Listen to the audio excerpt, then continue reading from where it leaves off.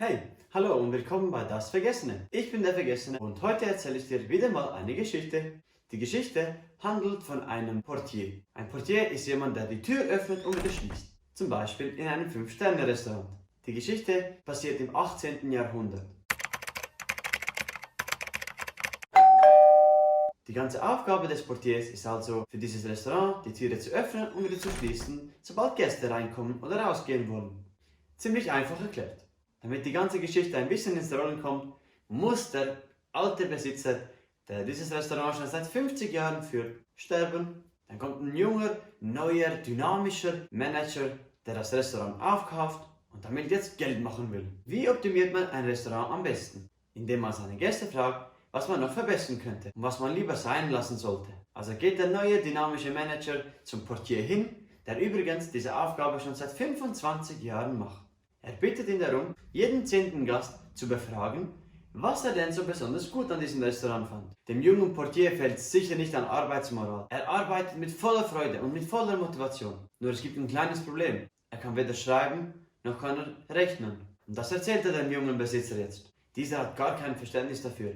Sagt, es tut mir leid, wenn du diese Aufgabe nicht erledigen kannst, dann habe ich keinen Job mehr für dich. Der Portier versucht noch zu verhandeln, zu sagen, hey, du kannst das nicht tun, ich arbeite seit 25 Jahren als Portier für dieses Restaurant. Wie kannst du mich einfach hier rausschmeißen? Doch der Manager will nichts davon wissen. Er sagt, ich zahle dir eine Abfindung, bis du eine neue Stelle gefunden hast, aber für diese Stelle war's das.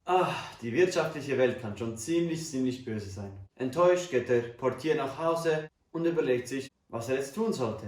Er hatte sein ganzes Leben nichts anderes gemacht, außer Tür öffnen und Tür schließen. Da kommt ihm eine Idee. Er hat schon mal für das Restaurant einen Tisch repariert, mit ein paar Nägeln und einem Hammer, und der hat dann super funktioniert. Also dachte er sich, komm, ich gehe mir ein paar Nägel kaufen, einen Hammer, einen Schraubenschlüssel, und sobald eine neue Stelle frei wird, melde ich mich da an. Er durchsucht sein ganzes Haus, findet aber nur ein paar rostige Nägel. Also beschließt er, in den nächsten Laden zu gehen, um dies zu kaufen. Doch der nächste Laden ist gar nicht mal so nahe. 2 Tagesritte mit seinem Gaul. Doch was soll er tun? Er hat keine Arbeit und darum viel Zeit. Er macht sich also auf den Weg und reitet 2 Tage bis zum nächsten Laden. Da angekommen, kauft er sich, was er braucht, ein paar Nägel, einen Hammer und einen Schraubschlüssel. Dann macht er sich wieder auf den Weg zurück, und zwar wieder ganze 2 Tage reiten auf seinem Gaul. Während er wartet, bis eine neue Stelle frei wird, klopft es plötzlich an seine Tür. Sein Nachbar kommt rein und fragt ihn, ob er einen Hammer hat. Denn er braucht ihn, um seinen neuen Schrank zusammenzubauen. Der junge Portier überlegt sich, ja Mann, jetzt bin ich 4 Tage geritten für diesen Hammer und jetzt gebe ich ihn einfach her. Ja, komm, was soll's. Sie vereinbaren, dass er morgen den Hammer zurückbringt und verabschieden sich. Am morgigen Tag kommt der Nachbar nochmal vorbei und sagt ihm, hey bitte lieber Nachbar, ich brauche ihn nochmal für 2 Tage.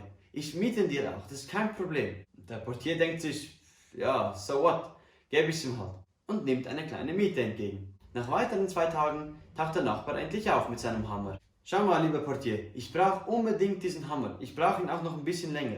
Kann ich ihn dir bitte abkaufen? Ich zahle dir auch die 4 Tage, die du geritten bist, und einen kleinen Aufpreis für den Hammer. Denn ich habe die Zeit nicht. Aber du, da du ja arbeitslos bist, hast ja sicher die Zeit, kannst dir ja einen neuen kaufen mit dem Geld, das ich dir gegeben habe. Und so falsch lag der Nachbar ja nicht. Die Zeit hatte er ja. Er willigte ein, gab ihm den Hammer und machte sich wieder auf den Weg, einen neuen Hammer zu kaufen. Auf dem Weg denkt er sich, ich könnte ja noch mehr kaufen, dann bin ich noch besser ausgestattet, vielleicht einen kleinen Werkstattkasten.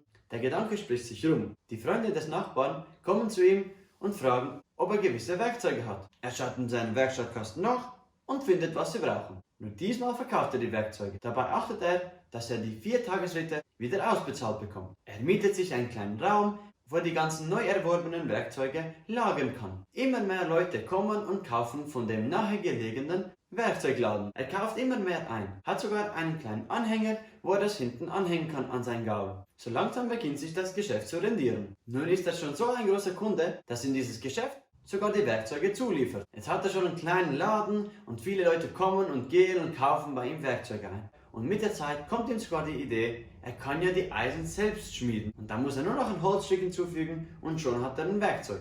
Das Geschäft floriert so sehr, dass er einen kleinen neuen Laden eröffnet. Zur Neueröffnung schaut der Bürgermeister vorbei und sie schneiden gemeinsam das rote Band durch. Der Bürgermeister ist so aus dem Häuschen, dass er ihn bittet, da er ja jetzt Ehrenbürger dieses Dorfes ist, ein Gemeindebuch zu unterschreiben. Der Portier antwortet nur, nichts wäre mir lieber als das. Es ist mir eine Ehre, dass ich so gekrönt werde. Aber ich bin Analphabet. Ich kann leider nichts ins Gemeindebuch schreiben. Der Bürgermeister ist ganz verdutzt. Wie, Sie können nicht schreiben? Sie haben dieses ganze Imperium aufgebaut, ohne zu schreiben? Der Bürgermeister traut seinen Augen nicht. Das ist echt fantastisch, mein Junge. Stell dir vor, was du erreicht hättest, wenn du schreiben und rechnen könntest.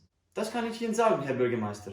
Ich wäre Portier eines Restaurants geworden. Nichts und niemand soll dir einreden können, dass du es nicht schaffst. Es gibt keine Grenzen. Nun möchte ich, dass wir uns gemeinsam etwas versprechen. Es darf uns niemand vorsagen, was wir erreichen können und was nicht. Ich hoffe, die Geschichte hat dir verdeutlicht, dass es keine Grenzen gibt.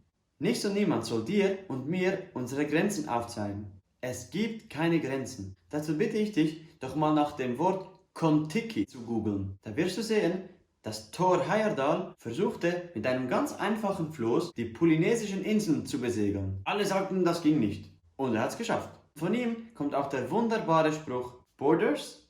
I've never seen any, but I know they exist in the minds of some people. Zu Deutsch: Grenzen? Ich habe nie welche gesehen, aber ich weiß, sie existieren in den Köpfen mancher Menschen. Also bitte ich dich, mit mir dieses Versprechen einzuhalten, uns niemals irgendwelche Grenzen aufzeigen zu lassen. Denn es gibt keine Grenzen. Überleg doch mal, was möchtest du machen und welche Grenzen gibt es dahin? Alle Grenzen sind nur in unserem Kopf. Lass uns doch einfach mal die Reise beginnen und dann schauen wir, welche Grenze effektiv kommt und welche nicht. Okay, danke vielmals, dass du hier warst. Ich hoffe, du vergisst mich auch in Zukunft nicht. Alles Gute und bis bald.